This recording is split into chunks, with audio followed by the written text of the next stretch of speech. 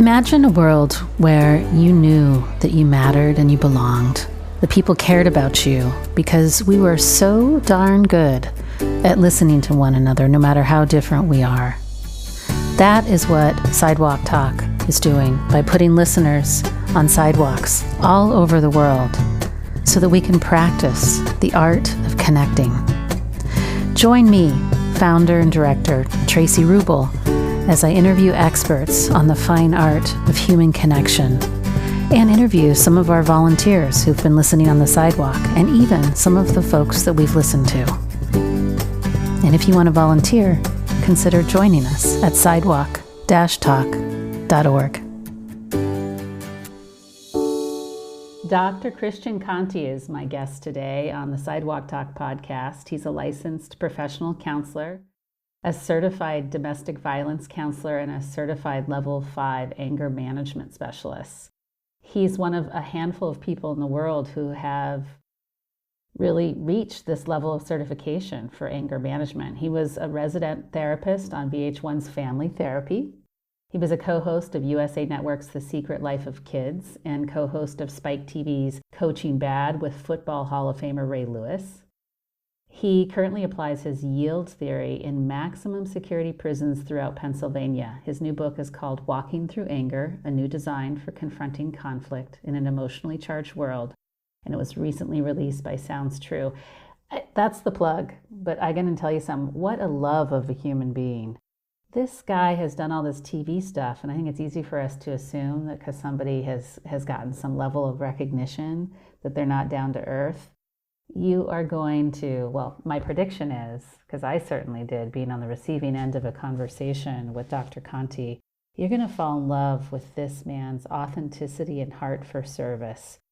No joke. And he is so in it with you. I'm just really excited for you to be in connection with him as I was. So without further ado, Dr. Christian Conte.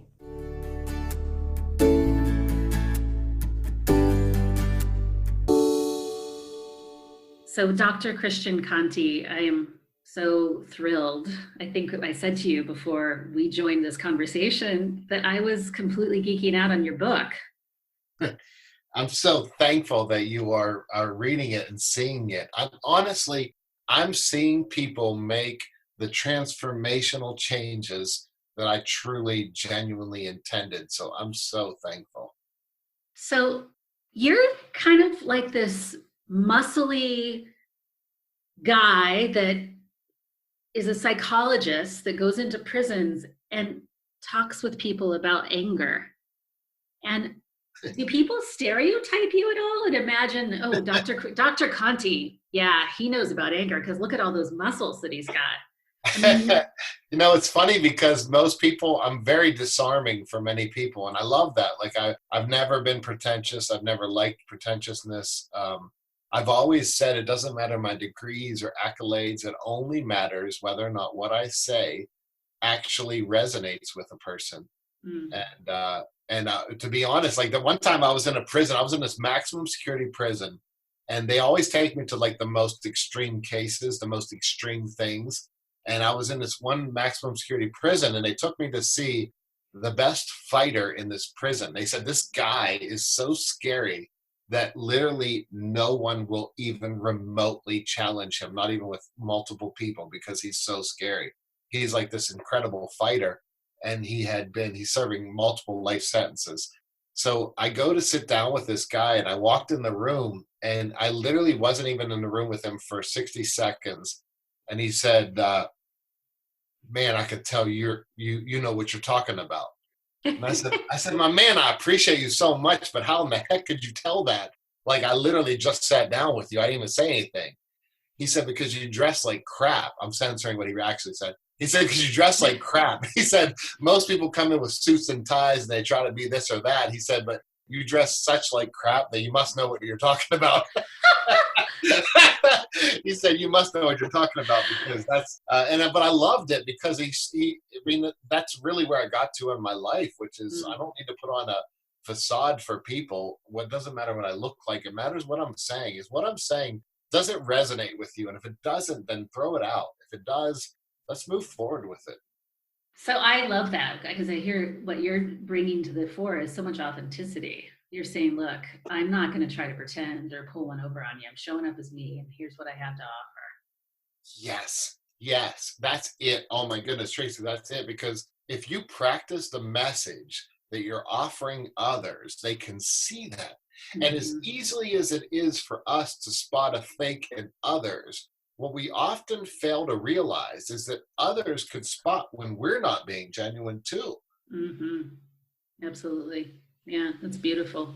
Well, have you always been this kind of genuine person? How did this kind of come to being, and how did you develop into an expert in anger? Like, who are you, Dr. Well, Conte? I I love that. You're awesome. So I think in terms of the genuineness, I just was talking about this yesterday, so I'm gonna throw this out there. I don't even think I've shared this story before, but I was 12 years old, and my parents had taken me to this wedding of people that we knew, and I guess they were really well to do. It was in the South, and um, they were all extremely wealthy. And so I'm at this wedding, and I'm thinking I'm 12 years old and I didn't feel comfortable at all there.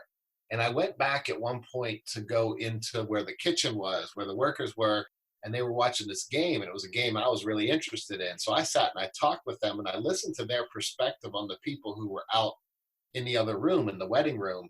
And it was very fascinating for me because I was like, my goodness, I know I'm technically supposed to be here with the people who are wedding, but I don't vibe with them at all. Like I kind of vibe with the people who are down to earth. And so that Mm-hmm. experience really shaped me because I thought I never want to have this pretentiousness of saying, well, because of some status, I'm somewhere. I really want it to be about who I am. But so and I'm actually grateful that I don't know, your energy, your vibe, the way you asked that kind of let me tell you about that story, but I've really never shared that. Um, the other pieces when I sat down to write Walking Through Anger, and I said, what really shaped me to be where I am? There are two profound experiences from my youth that really shaped me. One, when I was my dad was an earth scientist, so he taught geology, earth science. And I said to him once when I was a haughty, know-it-all little crap teenager, I said to him, "Hey, Dad, seriously, honestly, that's what I was. I'm like embarrassed by it. But I said, Mm-hmm. "Hey, Dad, why do you like to study rocks?" What a crap question for a kid. Anyway, my dad looked at me with all the love and kindness and patience in the world. And he said, well, if you only live on one planet your whole life, don't you think you ought to get to know that planet? And I was like, wow, that makes sense. And so later on, when I was in college and I was looking for a course of study and I was lost, I thought about my dad's advice, but I took it to another level and I thought, well, if I'm only ever going to live with myself, don't I think I ought to get to know myself? And that's what led me to psychology. The other aspect is this, and I really appreciate you asking it because the other aspect was this. My mom is a wonderful human being. I love my mom, just beaming with love. But my mom is a very strict disciplinarian. So many Mm-hmm. kids, she was a high school English teacher, and many kids dreaded having her because she would give homework every single night. The other side of that was she would correct it every night and give it back to the kids the next day. But anyway, my mom had so much discipline, and she said to me, I grew up in the 80s where there were lots of fist fights and people would circle up and get into fights. And my mom said to me, I better never find out that you ever watched a fight. And I said, oh boy. So when people would circle up and they get in fights, I was diving in that circle to break it up. And kids would be mad at me, but I would say to them, do you want to go home and face my mom? Because I certainly don't. Mm-hmm. And so, but what she taught me early on in my life was when I see trouble, step toward it, not away from it. Mm-hmm. And I really credit my parents with so much for the way they guided me because I've spent my life, and that's why I call my book Walking Through Anger, because it's not about pretending like it doesn't exist. It's not about acting like it's not a big deal. It's about saying, let me step through it. Let me face it head on. So you really, it sounds like even though you were a rascally teenager, I also was. had the humility to be influenced by your parents, even when you were being a rascal. It sounds like Well, you still had the capacity to take them in and go, hey, this is interesting. That's probably like the most kind view of myself I've ever heard. I really appreciate that because I don't think I've ever looked at myself with that much kind of compassion as a teenager. I kind of looked at myself, I still haven't kind of until this moment, till you said that. I kind of look at myself as like, oh, I was basically a rascal like that. And I feel bad that I was that way. But you're right. I kind of was that way for whatever reason. And then to be able to see that and say, no, this is more meaningful to me. Mm-hmm. Connect with people and to help people, even if they're in trouble, no matter what. That's really what shaped me. Yeah. Yeah. I suspect he wasn't just a rascal. um, look, but anger. So I gotta admit something to you. I joke actually with folks. I say this. I said anger is my least favorite feeling. Give me sadness any day over anger, but man, anger, I'll just give that one back. I don't think I'm alone in that. So why do we even have this feeling? Is it good for anything? Like, and what are we supposed to do with it? Help us out Yeah, here. no, no, and I really like that. Like, I think that speaks to your character. We don't like to be angry because it's kind of like when we're angry, we're usually angry at someone, and that doesn't feel good. It doesn't. And for most people who are considerate and care, it sucks when we are angry towards someone. We don't even like how it feels. But there is a purpose to anger, for sure. And anger's not wrong or bad. Like, I really try to reach in people's hearts and have them feel this. You're not wrong or bad because you feel anger. Anger can be a motivator. It can be a wonderful teacher to say, get out of this relationship or get away from this position because it's not the right position for you. And sometimes we need to get angry to get ourselves motivated to leave. But the other aspect, and this is the piece that I've spent as a person who specializes in working with people convicted of violent crimes who have done some really awful things to others. The one piece of anger that I like to highlight and really make aware for people is this: emotions have a beginning, a middle, and end. No matter what you're feeling, no matter how intense, no matter how much anger you have, it will have a beginning, it will have a middle, it will have an end. But your actions, so emotions come and go, but actions cannot be undone. And when Mm-hmm. we shine light on that, my goodness, it really helps us live a more conscious life. Yeah, because it sounds to me like there's consequences to those actions, whereas there may not be consequences if you just have a feeling. Right. Absolutely. So if I lash out and I say to something, let's say something really bothers you. Let's say you're listening out there and you say, well, so and so really bothers me. Okay, great. So let's say you have to tell them how much they bother you. Uh-huh. Well, you tell them, okay, well, now your emotion goes away. At some point during the day, later in the day, your emotion's going to change. And now you can't take that back that you said that. Mm-hmm. But we want to. We want to. So we have a tendency, and this is powerful, we have a tendency to minimize the pain we cause others and maximize the pain they cause us. Right. So it's awakening to realize that if we're driving down the road and we cut someone off and they get mad at us, we say, oh my gosh, chill out. I just made a mistake. Like, I didn't mean to cut you off. I just didn't see you. But if they cut us off, oh boy, I cannot believe you did that to me. Right. We get so angry. So, what is the process then for curbing those kinds of sort of energy zapping experiences that almost take over? Yeah, I think the process that can be really helpful is to visualize your anger as a teacher. If your anger was a person, or if you could personify your anger and have your anger sitting next to you, what would your anger be teaching you in this moment? Would it be teaching you about patience? Would it be teaching you about compassion? Would it be teaching you about recognizing that even though something's uncomfortable, it's not the end of the world? I mean, I Mm. think that's where we get really confused. We might think if someone disagrees with us, it's awful, and we must convince them to believe what we believe. Yeah. Yeah. But the truth is, maybe it's just saying that we need to really challenge our own viewpoints. So there's like this personification of anger that when you do it that way, it almost makes it seem friendlier and not so scary. Right, right. And well, I think that's a beautiful way to say it because it's not scary. I remember one time, maybe about 15 years ago, I was driving down the road, and this is when I first kind of had this idea, but I was angry about something. And I thought, well, I want to understand this. So I visualized anger as a person in my passenger seat. And Mm-hmm. for me, like I'm into, I'm a practicing Zen Buddhist. So I pictured this kind of this Zen monk sitting in my passenger seat, and I believed he was anger personified. And I said, well, what would you be telling me? And he said, well, you really seem to lose your patience very quickly. I would love for you to learn how to sit with something and realize it's not the end of the world. Mm-hmm. And that moment was powerful for me because I was like, wait a minute, if I looked at my emotions as teachers saying, what are you going to teach me? Then I don't have to be reactive. I Yeah. can really learn from them.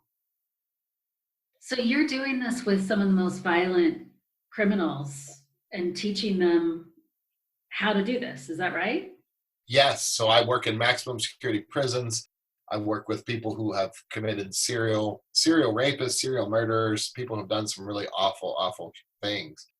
What I've found is this: no one wakes up having this beautiful life and all of a sudden decides to hurt someone. In other Mm-hmm. words, one thing led to the next in the story of everyone's lives. And what yield theory is, this approach I created back in 1998, it's all about this. I love the statement, if I walked a mile in someone else's shoes. That's beautiful. But what I do is I take that to the next level and I say, if I lived every day as another person, in other words, if I had that person's cognitive functioning, which just Mm-hmm. means their intellect, if I had their affective range, their ability to experience emotions, or if I had their life experiences, I think I would have made every single decision they made. And even though that's a hypothetical, even though that's nothing we can prove one way or the other, what I say is it helps me wipe away judgment and sit with people and say, look, no matter what you did in your past, I can't change a second of that. Future, that's not written yet. All I care about is this moment forward. Mm-hmm. And it's freeing for people. It's cathartic for people to say, you're not here to shame me about my past. You're here to focus on this moment and this moment forward, the only things we can actually control anyway. Mm. I can imagine that must be really relieving to have somebody who probably doesn't get treated with care because they've done some bad things or made some bad choices, suddenly be treated with some real compassion, it sounds like. Yeah, I have found, I can't even describe it. I kind of really appreciate, and I have a kind of an internal giggle inside that you would be kind enough and insightful enough to recognize that. Because the truth is, like, I've had these tremendously deep connections with people, with inmates, especially the work I do in the prison system. And it's because I think in many cases, I'm the first person in their lives who has said, I can't change your past anyway, so I'm not going to shame you on. I can't change one sec. I don't care about what you've done. I care about what you do from this moment forward. Mm. And it is a release for people when they say, well, this guy believes in me. And I do. I believe in the potential for people. And I'm not naive. I know that past behavior is the best predictor of future behavior. And if we don't teach someone something new, how can we expect them to do anything new? I just believe we can teach people new things. Beautiful. Well, so help me understand what yield theory ultimately offers then, because it sounds like it sounds very gentle. As I was reading through your book, it's not kind of a finger wagging like you must do this. It has a gentleness to it. How does that create change in people, or how is yield theory creating change in the people that you work with? Yeah, that's a really, really great question. It's absolutely, yeah, it's not about, so the wagging the finger. So think about this. Imagine that you and I, we climbed up to the top of a mountain and we're standing on top of a mountain and we Mm-hmm. see that there are people on the bottom of the mountain who are completely lost. And so maybe we start screaming at them. You should have gone the way we went. You should go this way. You shouldn't be lost right now. We can have all the insight in the world, but the reality is they can't even hear us. We're on the top of a mountain. And so here's what yield theory ultimately is, Tracy. It says, when you and I are on top of this mountain, we can stand there and beat our chests and talk about how we came up the mountain and we did it right. Or we can speak so that we're actually heard. And that means having the self-discipline to leave where we are and go meet others exactly where they are, and then help guide them up the mountain from there. And that's the radical difference. It's one thing to stand on a soapbox and tell other people how they should think the way you think or believe what you believe. It's another thing entirely to go meet people where they are and actually see the world from their perspective. Mm. So, how does this shift anger? Meeting people where they are, walking in their shoes, seeing the world from their vantage point. How does this begin to stem the tide of their anger? Well, it shifts anger in a very pragmatic way. Most of the time when we're angry, we want to be able to tell somebody our perspective, our side. But in yield theory, we're saying, teach me your side. So instead of resisting others, we're saying, teach me your side. I want to learn what you have to say. I'm not saying, tell me your side and I'll tell you how I'm right. I'm saying, teach me your side. I want to see the world from your eyes. And so all of a sudden, people don't have to resist. They don't have to fight harder to get you to understand because you're actively seeking to understand. So the essence of yield theory is not just speaking to speak, but speaking so that you can actually be heard. From the listener's perspective, instead of having to defend their position, they're going, okay, this person, I don't have to defend myself anymore. So now I can truly explore what's going on. And so the steps are the most simple, straightforward steps in the world.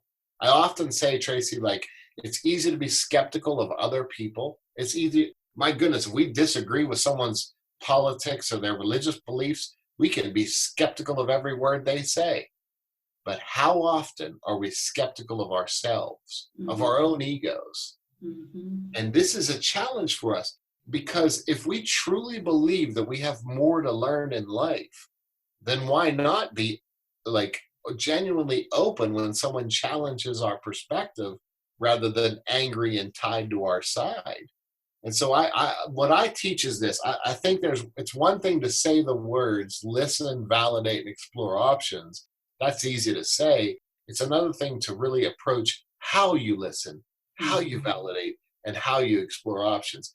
That's where the difference comes in. I was tickled when I was reading your book to see how much listening is a part of your yield theory. It's powerful. It is, and I think that oftentimes we believe we're listening, but we're actually hearing through confirmation bias. So confirmation bias is the belief that if we want to hear something, we're going to hear it.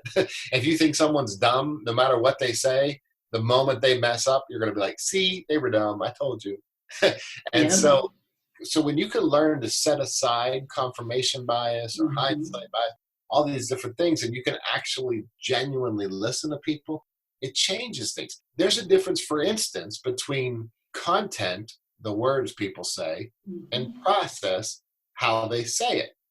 So if you and I were in the middle of an argument and I said to you, "You know I love you," well, sorry. but it's true. But my words might have been technically "I love you," and later on I go, "Hey Tracy, we were in the middle of a fight and I told you I loved you," and you're going, "When did you say that?" My words might have said that, but my action, my process, the way I said it was a screaming angry guy. So we have to learn how to discern the difference between listening for content, the words people say, and process how they say it. Listening, it's a skill. It takes practice to really discern what people are actually attempting to communicate. And I'm connecting some dots. I can join you a little bit in this listening realm because we've been sitting on sidewalks, and you said something really sweet earlier. You said, I've had some of the deepest connections with inmates, and I get that you are attributing it to the fact that you're one of their only confidants, and so it creates a special bond. But I don't know if you've had this experience. I have this experience since I've gotten better at my listening, that when I have the humility to not only remove some of my bias out of the way and let myself be utterly surprised by people, that also creates the sweetness of the connection too, because I'm in this constant state of delight, of like, of wonder, of like, who are you? Tell me more. Oh my gosh, I don't know you, right? And That's so beautiful. I can That's like imagine so you do smart. that with your inmates, right? Yes. Well, I love that word. The word you just used is a great descriptor. Wonder. Like, think about this. Think about to every listener out there. You have people you absolutely disagree with. And if they spoke, you would only listen to them in terms of how you could correct them. I'm using air quotes here. You can't see that. How you could correct them or how they're wrong. But if you have genuine wonder, then you're going, teach me your side. Maybe you're seeing the world differently, and maybe you could teach me something. That Mhm. is radically different from, I know exactly the answers and you're just wrong if you disagree with me. So yeah, and so let me just kind of expand, because I think the universe puts us where we're supposed to be. And when you use that phrase, when I left teaching for a different career, Mhm. my students made me a shirt they called Conteisms, where they gave me a bunch of statements and that I tend to say. And one of the things I used to do with people is I would say, I wonder the heck out of people. In other words, by wondering what's going on, I'm not saying I know what's going on. I'm going, genuinely teach me. Like, I wonder what that's like. I wonder if you could teach me. And by wondering with people, it puts us in a position of humility and genuine curiosity. And I Mhm. think what that does is, so there's lots of great things that does for us that we could talk about and say, okay, that's cool stuff. But on a physiological, neurological level, what approaching someone with genuineness and humility does is it gets around the fight or flight response. Mhm. So as much as, if a bear walked into the room right now, our amygdala, our fight or flight response, would send message to our adrenal glands going, watch out, and would be ready to fight, flee, or freeze. The truth is, even if a bear didn't walk in the room and someone said something like, Tracy, we need to talk, that sends the same fight or flight response through our body. Yeah. And what yield theory does is it says, okay, if language can trigger that in us, let's learn how to use more accurate, balanced language to get around people's fight or flight, their defensiveness, and speak in ways that are actually heard. Oh, so now I'm understanding something. So what you're doing, I'm going to try to remove all my nerdy psychobabble lingo and just say it in a normal way like you do, because I can get a little nerdy sometimes. But what you're saying is, when somebody is approaching human connection in this way, they're already calming or soothing the propensity to get angry, because just by being in a state of wonder, we're less likely to get angry. That's it. I wish you could see me, because I like kind of jumped when you said that. I'm so excited because I like, that's it. That is it. So think about this. Our energy impacts people. And Mhm. I love when people are like, oh no, I'm not causing that person to feel that way. You're not. You're not causing them to feel that way, but your energy impacts people as much as other people's energy impacts you. It's unrealistic to think we're not affected by anyone or anything. So we are affected by others, and others equally are affected by us. And if we approach others with the arrogance of, I know exactly what you're thinking, I know your whole argument, I know everything about you, so I'll just let you Mhm. ramble on till you shut up and then I'll speak. That people sense that. But if you approach people and say, I genuinely don't know that you don't hold the key to enlightenment, now my energy is not something you have to defend yourself against. Mhm. My energy is something that is welcoming. And ultimately, this is what I care about. So here's how I kind of looked at this. I did an undercover study where I went in and I watched people who were they were sentenced to anger management groups. So they would spend time in prison or jail. They were sentenced to anger management groups. That's That was what really happened. funny. But listen, it's true. It's exciting. So in California, in the state of California, you are sentenced after, if you commit a violent crime, when you get out of jail or prison, you are sentenced to 52 weeks of anger management. That, by the way, you have to pay for out of pocket. So imagine people coming into my groups, how angry they are. I have to do this and I have to pay for it. But Nice. if you hear my passion in my voice, it's because people would get off of they would finish the group, they would graduate, they would get off of parole or probation, and they would voluntarily come back to the group. And the reason I believe that they did was I gave them down to earth practical strategies. I said, look, we're all in this life together. And here's what I'm passionate about. When we start to see that the things that people go through are on a continuum, and we're all on that continuum somewhere. Now, instead of making it us versus them, we go, we're all in this together. Okay, maybe I didn't do that, but I did this. And if we really break it down, if I was in your shoes, maybe I would have done that. We just wipe away judgment. And my gosh, does that change things? Yeah, I think you're just loving people up. I think you're giving them techniques and tools that are evidence-based, but I also think you're loving them, aren't you? I am. I'm giving people compassion. And here's the thing. That we live in a world that, the fancy 75-cent word Carl Jung gave to it is enantiodromia. We have a tendency to go from one extreme to the other. And so do people do this? Absolutely. So the moment I start to talk about compassion, people say, well, then you must be giving in on all the consequences, but that's not it at all. I'm all about consequence. I'm all about strict consequences. Like I think life teaches us, if you do X, then this is the consequence. But just because you do X and you get this consequence doesn't mean you're a terrible person. It means you did X and this is the consequence. So I think people, especially when I get into the work I do in the prison system, I go to a new prison and the first thing they hear is, well, if you're going to take time to see things from someone else's perspective, then you must be giving in on everything else. And I say, not at all. I'm all about safety and consequences. I just think there's a difference between explaining behavior and excusing it. My job isn't to excuse behavior. It's simply to explain it. Yeah, that's well said. So I know we're kind of nearing the end of our time here. I could just go on and on with you. I think I shared with you that we have this little tradition that we offer. So there's 7,000 sidewalk talk listeners that sit on public sidewalks. And we've actually listened to people that were fresh from jail, had some really beautiful stories of folks feeling touched that someone treated them in a really kind way. So it's these people that I think have a heart a lot like your heart, Dr. Conte.